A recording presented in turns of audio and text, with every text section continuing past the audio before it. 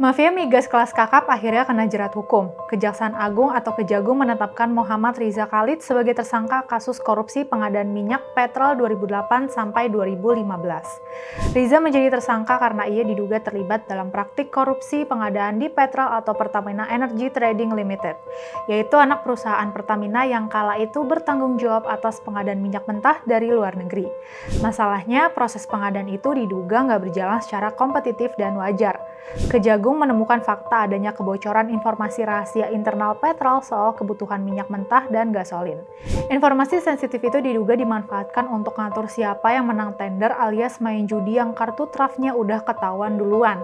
Riza sendiri masuk sebagai tersangka karena statusnya sebagai beneficial owner atau pemilik manfaat dari sejumlah perusahaan yang ikut tender.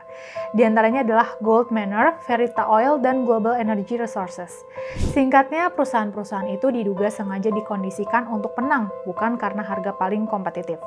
Akhirnya, rantai pasokan jadi lebih panjang dan harga pengadaan minyak mentah serta produk gasolin melonjak jauh lebih mahal dari seharusnya.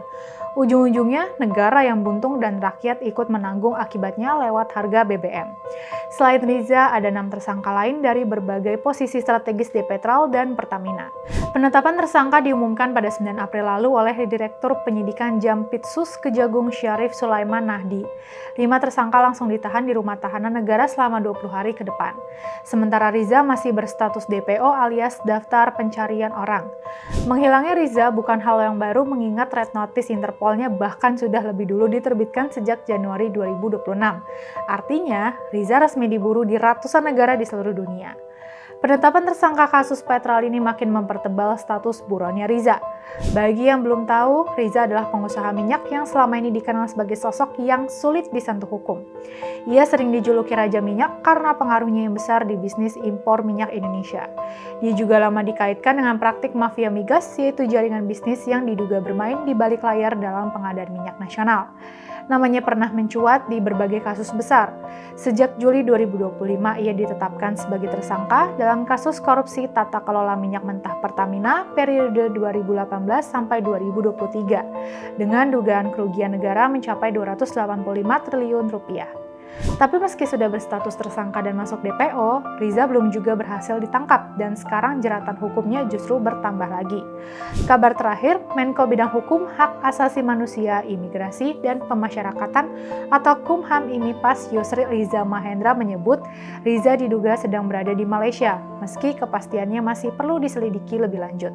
By the way, penyelidikan kasus ini sendiri udah naik ke tahap penyidikan sejak 2025 dan penetapan tersangka didasarkan pada alat bukti berupa keterangan saksi, dokumen, data elektronik, dan keterangan ahli.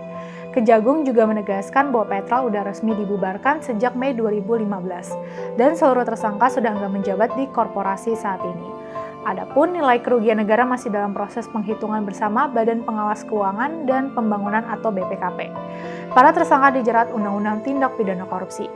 Langkah Kejagung ini langsung mendapat dukungan luas dari para aktivis reformasi migas. Ex-anggota Satgas Anti Mafia Migas, Fahmi Radi, mendesak agar proses nggak berhenti di penetapan tersangka. Fahmi menyebut peran Riza dalam pengadaan BBM masa lalu diduga sangat dominan. Hampir seluruh pengadaan bahan bakar kala itu diwarnai jaringannya.